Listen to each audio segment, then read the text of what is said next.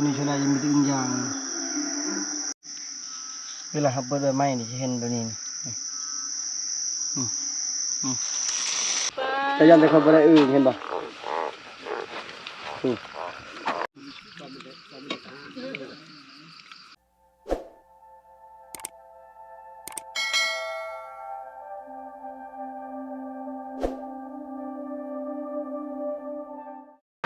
ตอนนี้การเกมไปป่าแล้วพี่น้องหลังสงกรานต์แล้ว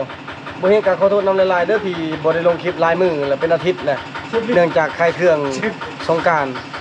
เอาก่อนอื่นก็ทักทายสบายดีพ่อแม่พี่น้องสบายดียามเช้ามื้อนี้ก็เกมเข้าป่าหาอยู่หากินกับทีมงานเฮามีอยู่5คนแล้วก็เพิ่นเดินทางมาแต่พุ่น3คนเป็น8คนเครื่องของเตรียมเรียบร้อยแล้วนี่เต็มรถเต็มลังรถ2คันสวัสดีพ่อพังสบายดีพ่อแม่พี่น้องใส่เด้อเข้าป่านำกันเพิ่นเมื่อแล้วโดยเพราะว่ายังบ่ทันแต่งเพิ่นก็เมื่อแบบนี้แหละมาจากมื้อมันนั่นน่ะมา2มื้อมาให้กินแหละมาใส่หม้อผู้ชายจักปีก็อายุนะน่าจะซ้ำบ่พางนี่แหละประมาณ16ประมาณนี้ประมาณ16ปีโอ้บ่ทันเฒ่าเนาะยังนุ่มอยู่ยังนุ่มอยู่โอ้เอาเครื่องลงก่อนปึ๊บปะเลยโอเคโอ้อยู่บรรยากาศงามดีเมื่อวานนี้ฝนตก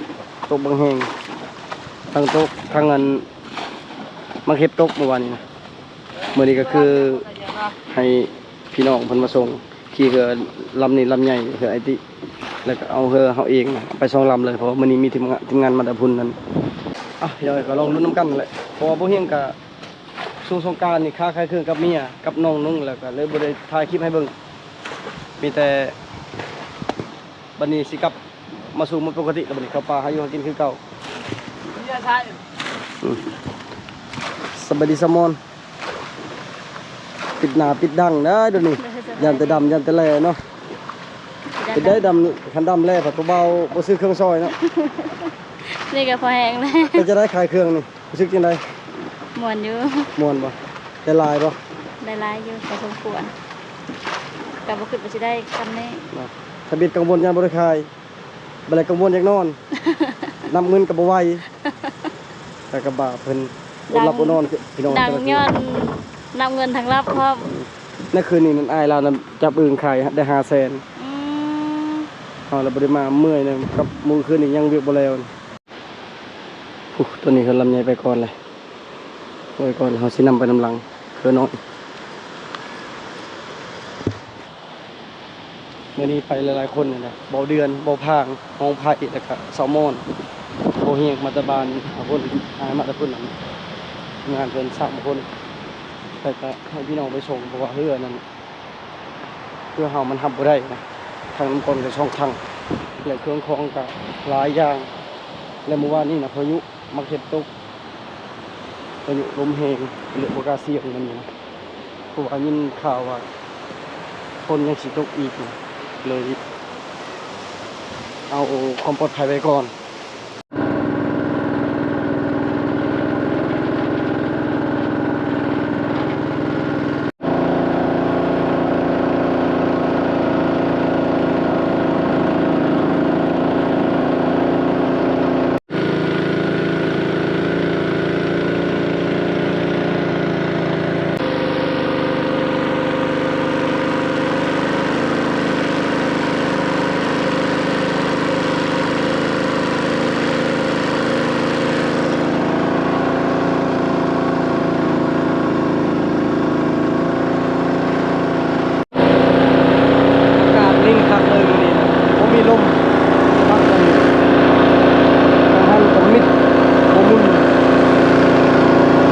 คือเฮามุ่งหน้าไปเพื่อ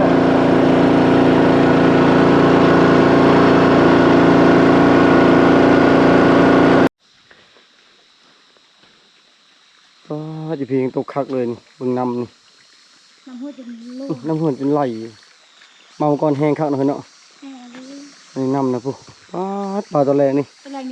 คือสิตุ่มต่ำเลยปลาตัวนี้มองน้อยก็บ่ได้เอามาเสียดายอยู่ตกแห้งอะไรอยู่พี่เนาะน้ำจะซ้อเนาะแห้งอะไรเด้บุยหอยปลาเลยนี่มีคนมาเลยมาคืนนี้ได้กินเลยอึ่งนี่ ปลาตกแห้งอีกกว่านี้นี่งมเอาจับเอาเลยปลาตามนี้ เอาคือว่านั้น เอาปลาขึ้นวางไข่ดิ เออ ขึ้นหากิน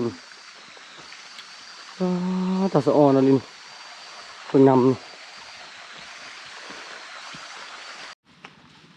โดนแล้วบริมาเนี่ยมาหน่อไม้เต็มกออยู่นี่ซ้ำสิกินโลดเนี่ยมีแต่หน่อไม้หน่อแหนงมีอยู่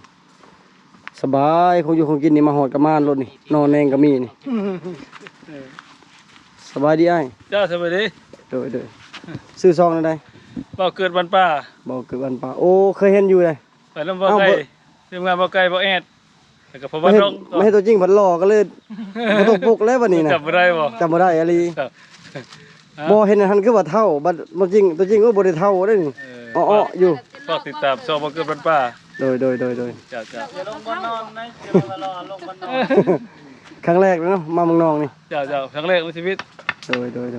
เคยมาคือ มาครบแรกก็มาเนาะมาเนาะใหม่เนาะ จ้ามาเห็นน้องบ่น้องไม้อ๋อเต็มกอเลย แม่นเลยสวัสดีบ่เดือน สบายดีสบายดี คิดว่ายังบ่สบายดีในสงกรานต์เบิดเท่าไรแล้วเป็นสงกรานต์นี่ บุคุมประชาบ่ไปนำเนาะไอ้ผู้เบิดลานปลายแล้ว ลานปลาบ่มีผู้เฒ่า บ่มีประชาบ่เห็นแต่เมียเขานะ เมาบ่ เมานอกเบิดหาลาง อ๋อ เกือบลุกบ่ได้เลยครับใครมีพิมพ์ขับรถเมือ บัดอันใส่เงินเบิดแล้วเนาะยังใช้ชีวิตแบบนี้เนาะ ยังใช้ชีวิตปกติอยู่ สบายดีแอน สบายดีเธอที่สาม เธอได้ทราบแล้วเนาะมาหอมนี่ให้ได้แล้วสิ4ขาเนาะ บ่ปี ไก่โดเฮ้ย งาน ไก่ งาน สีขาง านแต่งน้องดาก็มา กั เนาะ นเล่น ได้กินข้าวฮอกเลยยามนี้เนาะงานแต่งน้องดานะ แม่นวันสงกรานต์นี่สบายดีไอ้ผู้ สบายดีสบายดีโอ้หลอบพี่ซองหลอบพี่ซอง โดยครูจิ้มบ่ได้มาเนาะไอ้เติงบ่มาเนาะ บ่โทรหาบ่ติดเพิ่นสงสัยเพิ่นเข้าป่าไปต่อไกลเพิ่นแหละโทรหาเพิ่นทะเลทรายบ่ติด ไอ้เติงนี่คือสิเป็นไปหาว่ายไปหาสารไปแล้วไปหาหนูว่ายบ่ ไปหาหนูวายใส่กับใส่กับ เด้พออยู่บ่นอนเนาะใหม่ก็มีนี่พอได้กินอยู่ดอกนี่ บ่มียอกนรมไปเพิ่นลอย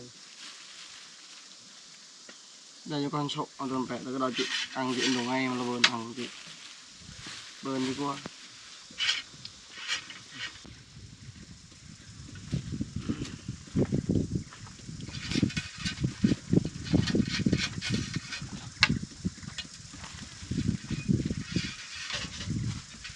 ถ้ากันปิงลูกซีนฮอนดอกแล้วก็ปิงจามหัวใจปันเข้าเที่ยง4 โมงปลายเลยกินข้าวเรียบร้อยแล้วก็ตอนนี้ไปหาอยู่เขากินก่อนพอดีพากันปั่นข้าวเลิกนิดหน่อยนะพอมอหอดแล้วก็ปั่นข้าวแล้วก็แยกใหญ่บัดนไปภูราชิไปทางภูทางน้ำค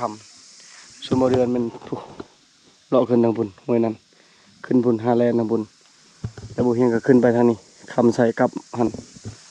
ลองไปเบิ่งเลยไอแอดกับไอเกิดมันชิเลาะห้วย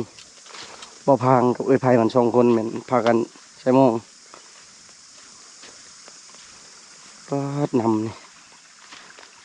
ตกแห้งเติบเลยอยู่พี่เอาบริมา2 อาทิตย์เป็นมาหอมนี้เบิดเลยเขาจุดปลานี่ก็ใหม่จนเบิดเคียงมาเลยแปลนเบิดจุดไวๆเลย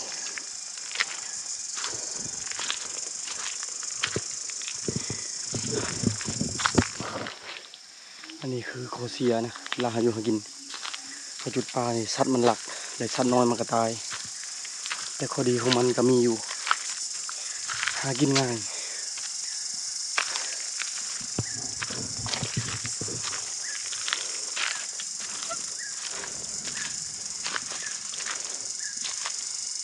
มือนั้นโบยังไล่อยู่เมนหดนี้เลยจึงเท่านี้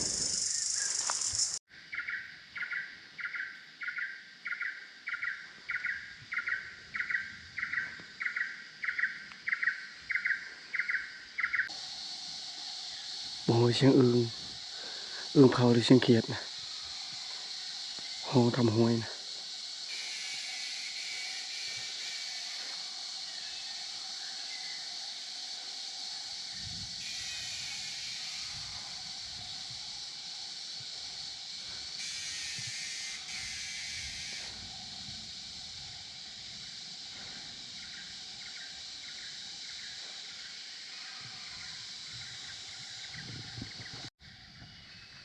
นออกแล้วนะแลน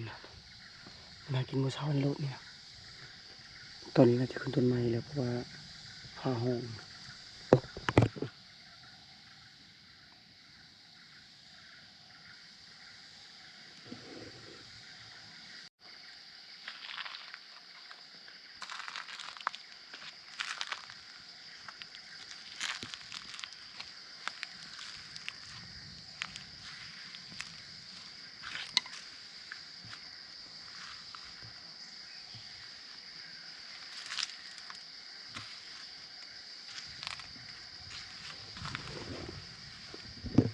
จักมีหอยยังไงกินนี่นะ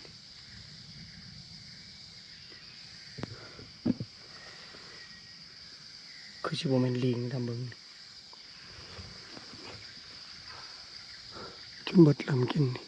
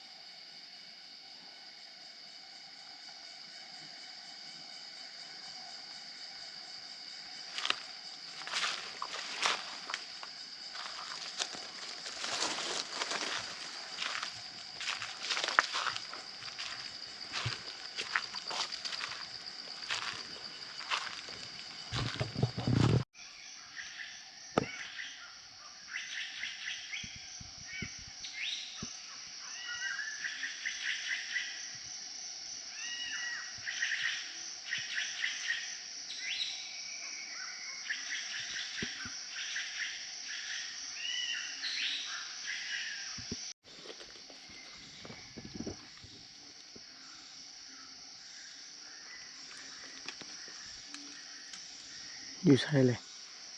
ยิงก็ตกตัวหนึ่งเลยตกตัวเท่านี้แหละเอาหาโบเห็นมัน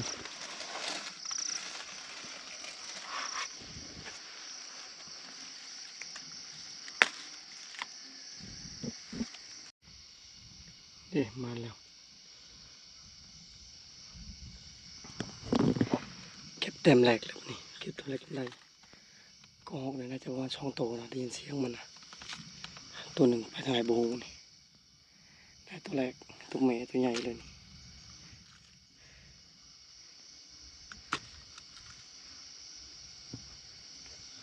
มานอยู่พี่น้องไหม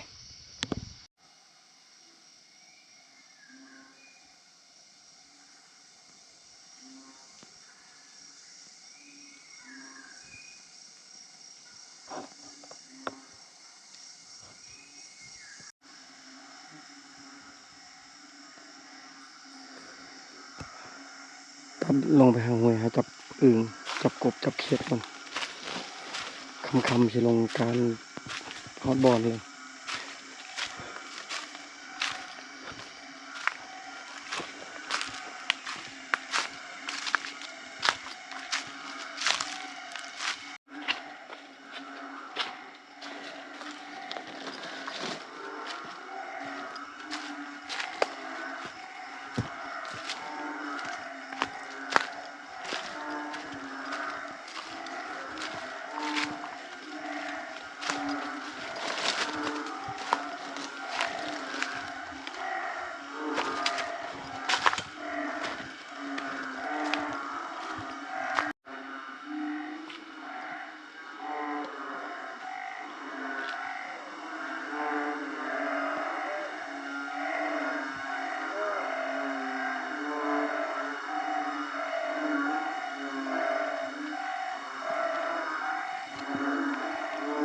โอ้คืนนี้เต็มเลยไข่อึ่งนะ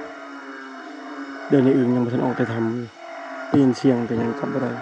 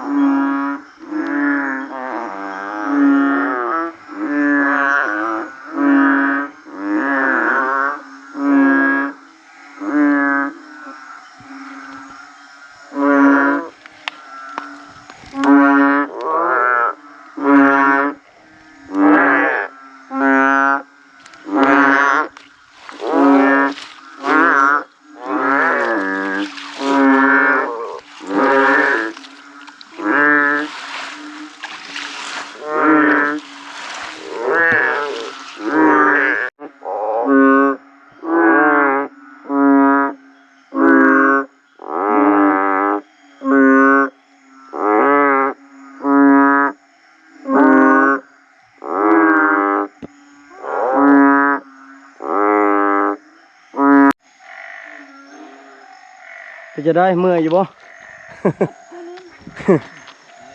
ปีนขึ้นตำหินตลอดเนาะมีแต่หินตัวใหญ่ ขึ้นโน่นมาเรื่อยๆจำว่ามันขึ้นมาเรื่อยๆโอ้ยนี่นะไปนั่ไปในชุดบ่หรือบ่ชุด โบชุดยาวนี่เลยห่วยโอ้เมื่อยดิจับอึ่งก็ได้4 โตวจับบ่ได้กลางเว้นนะ ตามัน กระทันมือ ได้โชว์ตัว เฉพาะแถวๆนี่แถวเวิงนี่แถวพลันหินนี่ก็พอกินแล้ว ตอนนี้อดบ่ไหวเลยจับได้4 โตวเสียงอึ่งสนั่นอยู่พี่น้องเอ้ยบ่ได้หยังกะได้อึ่งก็พอแล้วบัดนี้จับอึ่งเลยครั้งแรกของปีเลยนี่ปุ๊เมื่อคืนนี้นะเบิ่งเทื่อนี้นะมีแต่ไข่อึ่งเต็มเบิดแต่บ่ได้มาคืนนี้พอฝนตกวัง2-3 โมงแรงวันนี้แต่คืนนี้ก็น่าสิหลายอยู่เอ้าลองลุ้นอีกเมื่อวานนี้บ่ได้มามื้อนี้เอานะเท่านี้ชนะยังมีแต่อึ่งยางอันนี้คือตัวที่5แล้วโอ้ตัวที่6นี่ลีเลยตัวที่6คือค่อยจับพอได้ต้มพอได้แกงอยู่ต้มอึ่งเอาต้มอึ่งครั้งแรกของปีเลยนั่นนี่ตัวหนึ่งนั่นนี่ประมาณ4-5 ตัวคนงมเอาเวลาครับเปิดใบไม้นี่จะเห็นตัวนี้นี่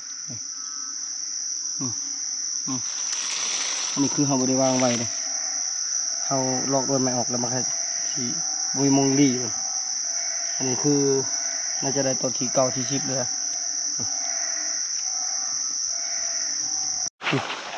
ได้ประมาณ20 ไปตัวทำ10 ตัวจะอึ่งยาง ตายเลย พอได้ต้มเนาะต้มอยู่ได้อึ่งเลย เป็นยางใช้ตัว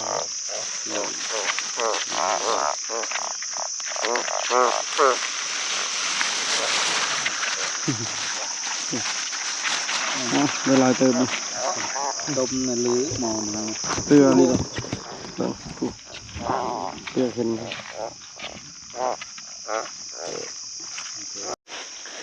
ซองในพันยังชิเลาะขึ้นห้วยบ่โอเคแล้วเขาชิลงก่อนเด้นี่นี่ม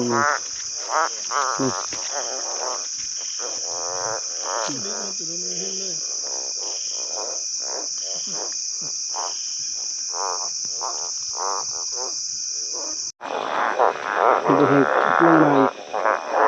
คาเนกกับอันพันแอดจะไปเห็นลงมาพอดีของตำหัวก็ได้ลายเก่าๆอีก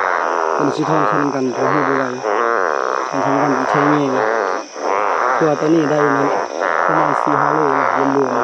ๆเป็นลายตัวแห้งที่ทำให้ไข่ไม่ยังแบบต้องดึกมาอ๋อขนาดที่ดีเลยตอนชมถือว่ามานอยู่เพียงย่างผู้เดียวเลยบ่นี้ยังบ่ทันครึ่งทาง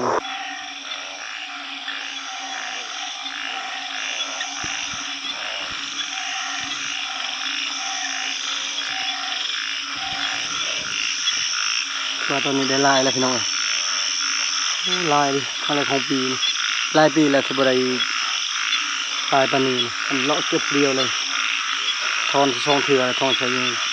นี่ก็ได้ลายตัวตอนนี้ได้แต่ที่ตะปาดลายกว่าอึ่งนี่มันวังใหญ่บ่เหี่ยวบ่ลงเพราะว่าเมื่อกี้นี่พลาดเกือบลมมันนะเย็นนำบ่ได้มือเกิดนะเลยบ่ลงนำ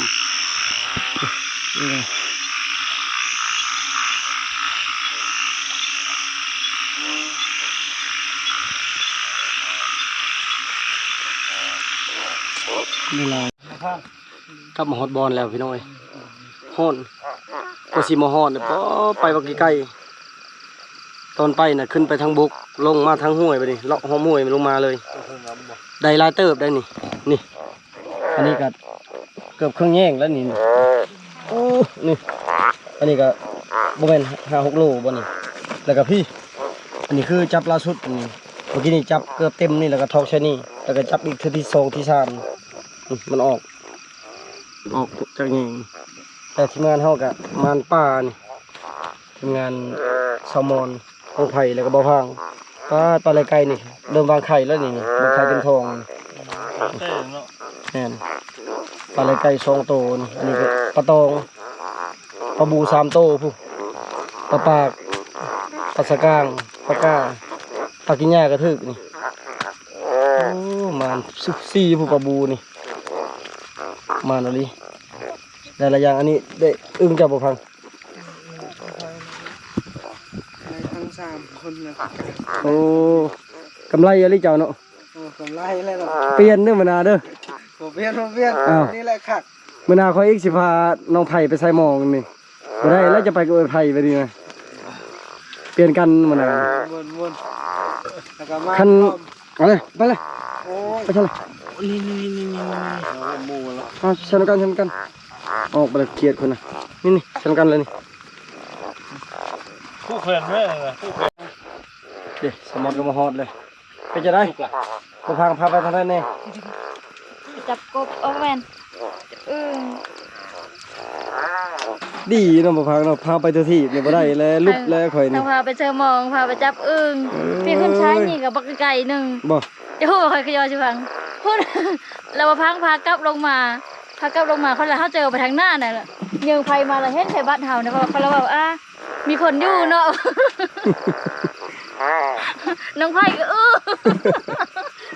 เป็นบัดเนาะ ก็คือเต้นเขา ยางมาเอ้าบอลเฮาลงกั้ม ตกเบิ่งดูนี่เห็นบ่ บอลเฮาอยู่น่ะ เขาอยู่บนแพบ่แต่ยันแต่คนบ่ได้อื่นเห็นบ่บ่ไหวจะว่าจักโลพร้อมไป10โลบ่ฮอดเนาะ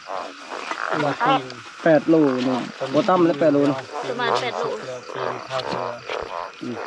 ก็ตัวใหญ่อะไรไปมืออื่น แม่ไข่ก็มีเด้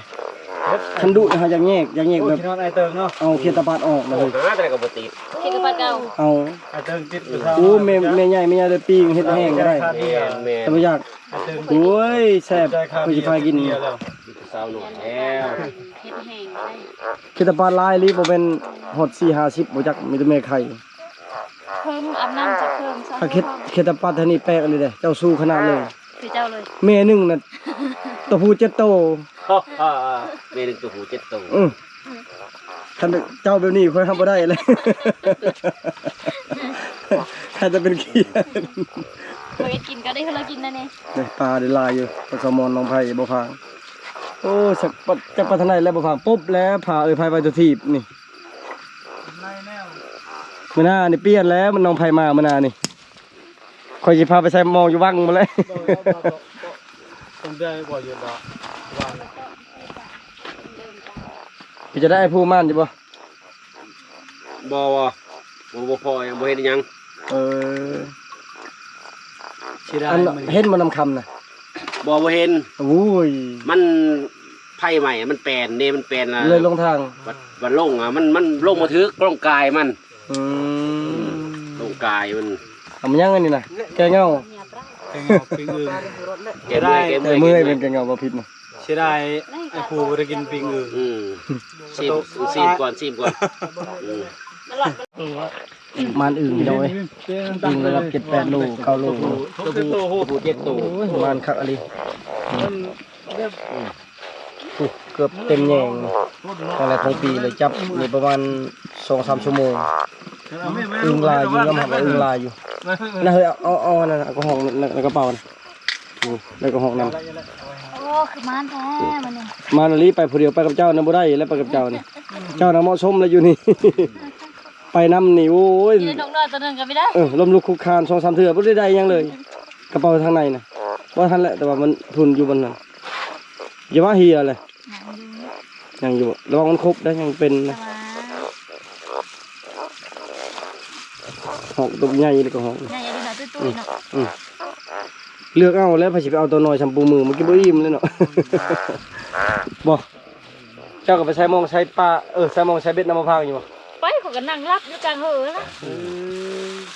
เอาไปเป็นเอ็ดบ่เลยก็ไม่ได้พายเหอะก็นั่งเงานอนอยู่งุบๆอยู่ แบบนี้ไปเป็นภาระและให้เพิ่นนักซื่อ คือเจอจะดูเขาไม่มาอยากเขานอนตายเอานั่งเหอะก็งงเงอยู่คอยก็จะรับ ไปจับอึ่งได้จักโตมื้อนี่ 2-3 โต๊ะนี่แล้วเอาคอยไม่ได้พายนี่ เอาให้ได้หลายงุมเอา เอาเห็นก็เขาก็เอิ้นก็ไปจับ เออเด็กน้อย อย่าถืออันนี้กับน้องไผ่มีคนถืออย่าไปผ่าลม ใหญ่ได้ปลาตอง บางคนไม่ได้ผ่าอีกเด้ เฮ็ดอะไรเฮ็ดเมนูยังนี่ไข่เต็มท้องนะปลาและไก่ทองโตติดมือจังนะ ก็จะปิ้งเด้ ก็จะปิ้งมีปลาสกา เอานี่ก็อึ้งเด้ ใช้น้ำกันเลยอึ่งอย่ามันตายแบบนี้ก็อึ้งนี่ เอาสักกันเลยเนาะ แต่ว่าเรื่องตายแน่นอนแล้วมื้ออื่นมีแต่ที่เจ้าเฮ็ดแห้งแล้วต้องมันตายนี่ เลิกเอาเลิกเอา พอเดี๋ยวเอาอื่นใครมาตบนะ แม่นอึ้งไข่ลายหรือผู้ใดนะคันไปคืนวานนี้ก็น่าสิได้ลายกว่านี้เนาะเบิ่งไข่น่ะเต็มเลยถึงนะ รู้ว่าใช่แล้วมันรู้ไหม เอาพี่เอาเอ้ย เอาเลิกด้วย ข เจ้า ออ นะ นุญาตนี่กินน้ำเรื่องก่อนใหญ่ต้องเข้มแข็งเขาว่าเข้มเลยก็แข็งพร้อมนี่เอา เลิกด้วย เรื่องหยัง เลิกเอาตัวแค่ บ่ได้ดอกเลือกไผใจกระเจ็บนี่เด้อจะถึงจะทานกินเบียร์นำกันนี่มื้ออื่นให้ได้คัดอันอิหยังก็สีขาตัวแดงๆอะนะ ได้ได้กี่ทาง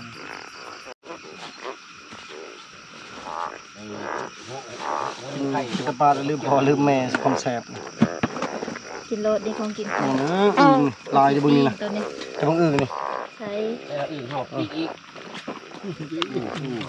ลายอะไรนะมืออื่นเลยปะ วิ่งมา เต็มแยงเลยเนาะจะคือบ่เอาแยงตัวจะค่อยทับน้ำก้อนคลาย บ้า นะ นก็ได้โดน เขาก็จะว่ายังบ่ได้อึ้งเขาบอกจะได้อย่างอื่นนะ สิชมน้องไผ่เป็นไงเต็มแยงเลยมันบ่ตายบ่ จะได้อย่างเดียว สำคัญขามื้อนั้นแหละ นี่จะเบิ่งในอึ้งนะ ใช่ อึ้งจะได้กันใหญ่ทำนี่ป่ะ จำนี่แหละ นี่จะไปถ่ายไก่นี่ ใช่บ่ อึ้งไม่ไข่ จับมาแหละ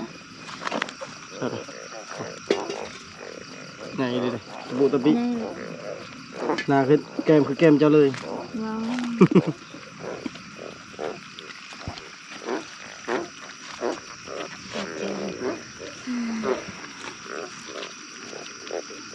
กบละเซอร์มอนะไว้กบ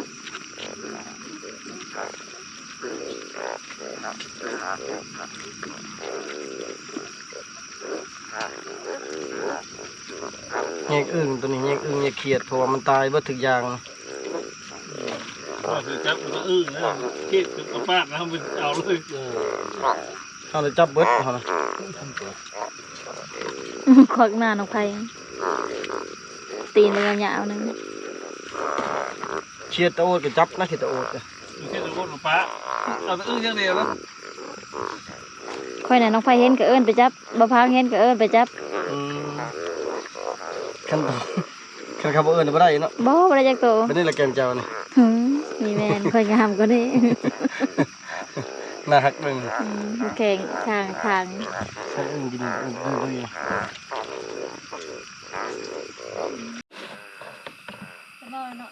เอาผู้หญิงมานำไปจากเอง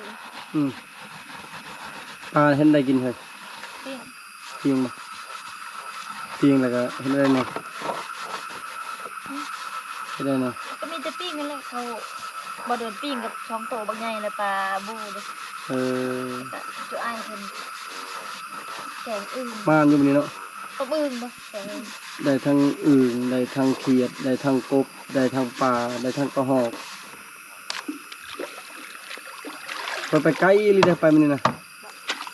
ไปกลับนี่บ่แม่น4-5 กิโลผมไปจักนี่บ่ได้อยู่เลยแต่ไปนะไปตลอดแต่ออกไปนะ บ่เอาไปเสิร์ฟเพิ่นเลยก็จะคิดถึงบ่ เฮาวางเฮาตั้งไว้แล้วมันติด บ่นะบ่แม่น เอาบนรถน่ะถูกออกแล้วอ๋อ ดินมันลงแล้วทางถึงที่ผ่าน เออ ตัวแดงๆนั่นก็คือกันกับตาเนาะพอเห็น คือสิบ่แม่นฝีมือเจ้าแล้วนี่เนาะ บ่เห็นบ่เป็นเขาบ่เคยกิน เอาบ่เคยกินอึ่งบ่ บ่ เอ้าหน้าตาคืออึ่งมันบ่เคยกินอึ่งอีก เขาบ่กินคือกัน เออ บ่หยอกเชื่อเด้อพี่น้องเด้ออึ่งได้สิตาแพงแบบนี้ บ้านเอ้ยล่ะบ่มี ก็เลยบ่เคยกิน แสดงว่าเจ้านี่อันใดก็ครั้งแรกเนาะเอาไม้กระสะบ่เคยกิน บ่ พี่น้องนี่ต้มอึ่ง2 ถ้วยเต็มหม้อนี่ยังลาอยู่ ไปจุอ้ายเพิ่นกินก่อนเขายังสิปิ้งปลา โอเค เอาบวงมาพังเอ้ย แล้วก็ แล้วนี่ เอามาหมกใส่น้ำกัน นี่ แกนี่ เด้อมาแล้วต้มอึ่งที่มือพันแอดบ่ที่มือแอดปุ๊ตอนนั้นกินปลาบูจนเบิดเลย มันจะโมงเลยนี่นะ โตแล้ว บ่ทางกลับมาในลงทาง นี่แหละ มันมีทางเลยไปแล้ว ยังไปรถ ด้วยไปแล้ว ไม้ทับทั้งไฟไหม้ลงรถทางพักลัดลงไปกับปลาไก่มาไก่ กระบาบ ปากันลัดลงหันเลยแล้วได้ยินเสียงบ้าน ขึ้นมันคือเว้นนะ ในบ้านเพิ่นเด้ ลงมาให้ เสียงอื้อฮ้องคือว่ามันมี นำเสียงอึ้งลงมา เนาะอึ่งลายดีเนาะขนาดมื้อนี้คันมื้อวานนี้น่าสิลายกว่านี้แหละ บัด คือได้เขาเดือน บัดอึ้งเผาบนห้องนี่ถึงเวียนลง คือได้ยินว่าจะว่าหยังก็จะว่าเป็นหยัง ให้ พอมาให้ เขายิงบางบ่ได้บางไปหนึ่ง ยังลายบ่มาให้นะ กำลังเหิม ตกบ่ลายอยู่บางให้ใหญ่ พอ ก็ห้องหมอเนี่ยคันน้องมาบ่ได้ไปนำมันเข้า อืม เขาก็นั่งนอนเชเวอยู่นั่นแหละก็เบิ่งซื่อๆนะต้นไม้สูงบ่ยิงก็หอกประมาณ5โตน้องเป่าได้ประมาณ5-6 โต7 โตแล้ว คนไปแล้วมื้อนี้ก็จะเช้าแต่4 โมงอ๋อเพราะลมเข้านี่เนาะ เสียดายกับบางกับห้องหมอบ างรัว บางรัว พอรัวก็เห็นพอมอก็เห็น เขายิงห้องหมอไปทำยิง เขายิงในอันนั้นบางรัวนี่ก็ยิง เขาอยู่เทั้งมันเข้าแต่ละยังบ่ทันได้ฮอด7 โมงเลยยังบ่ทันได้มือเขาไปแต่ไผพุ่น แม่เดินบ่แจ้ง ไอ้ผู้มันเข้าก็เห็นแล้วก็ค่อยเปิดไผบางอันนี้บางตัวใหญ่ตอนค่อยไปเปิดไผซ้ำนี่เลยใหญ่นะมันเข้าวุบมันเข้า เจอซั่นเนาะ คือ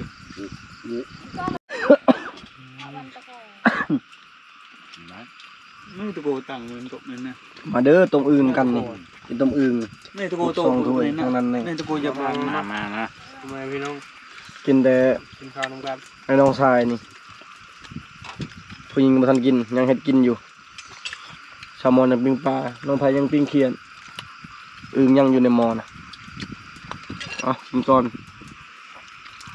สดน้ำนี่ก็นัวครับโอ้เสียดายบ่ได้เก็บใบมะขามอ่อน คือว่า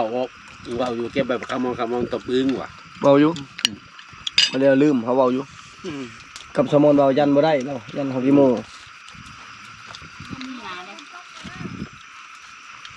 ฝนมาแล้วบัดนี้บ่ได้นอนแล้วคืนนี้ฝนมาเลย เขาจะนั่งเองกัน กินครั้งแรกของปีเลยได้แต่ละปีนี่อื่นกินบ่ฮอด5 ครั้งสูงสุดน่ะ2 ครั้งหรือว่า3 ครั้งบ่เกินนี่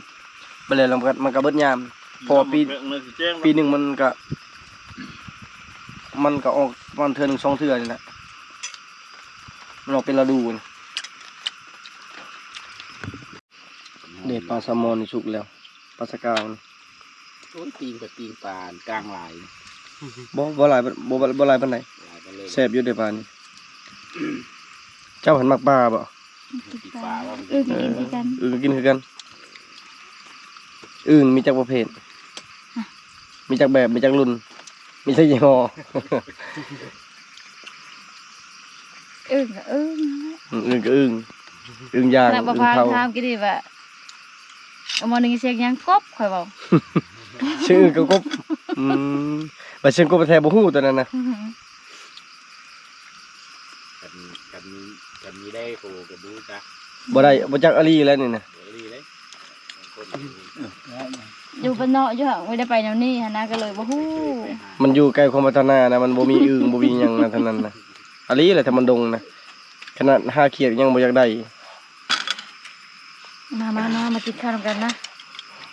กิน อยู่บ้าน น้ำลาง เฮาอยู่บ้าน น้ำลาง มันห่างจากตัวเมืองมันเลยได้ กินแม่น้ำไผ่บ่พัง ปิ้งปลาน้องไผ่ปิ้งเขียดเจ้าปิ้งปลา กินคนละ ลายเมนูนี่ลายเมนูเลยก็ลายพิมพ์มือมันนี่ไอแอดเพิ่นต้มอึ่งแซลมอนปิ้งปลาน้องไผ่ปิ้งเขียดบ่เดือนเลยก็ปิ้งปลาคือกันตำแจ่วไผ่ตำแจ่วนะ ไอ้ายเพิ่นต มื้อหน้านะเอาน้องไผ่มาเด้อ มากินข้าวน้ำกัน มาเป็นคู่เลย หวานเจี๊ยบ ำ มาเด้อพ่อแม่พี่น้องกินข้าวนำกัน กินข้าวแรกเหมือนกันเลยเมนูหลายอย่างอันนี้มาเมื่อแรกก็มาหล่นมาแบบหลายสิ่งหลายอย่างแห้งเลยนะก็ห่อน้ำครัวมืออื่นก็ได้ เขาป้าคืออะไรวะ มาเอาไปกินดูใจเลยกินละลายเลยเด้อแกงยังปรุงคืออึ่ง เวลาลงน้ำมันยังพูลงได้แต่3 โตวนะจับอึ่งวันนี้เนาะ3 โตวกับน้องไผ่เห็นยังจับได้ เห็นได้จับอึ่งผัดไปใส่บัดบริใช้หัวจับเอามันจะเห็นมาตาอึ่ง เบิ่งโตมาโดนแล้ว บ่ก็เดี๋ยวคนพาสอนแล้วบอกว่าตาเขียดเป็นอันนี้ตาแมงมุมเป็นอันนี้จะได้แมงมุมว่าเขียดเบิดเลย เอาตังบ่ กลางแล้วน้อยใหญ่เราตาสร้างมันก็ใหญ่ตาคนมันก็น้อย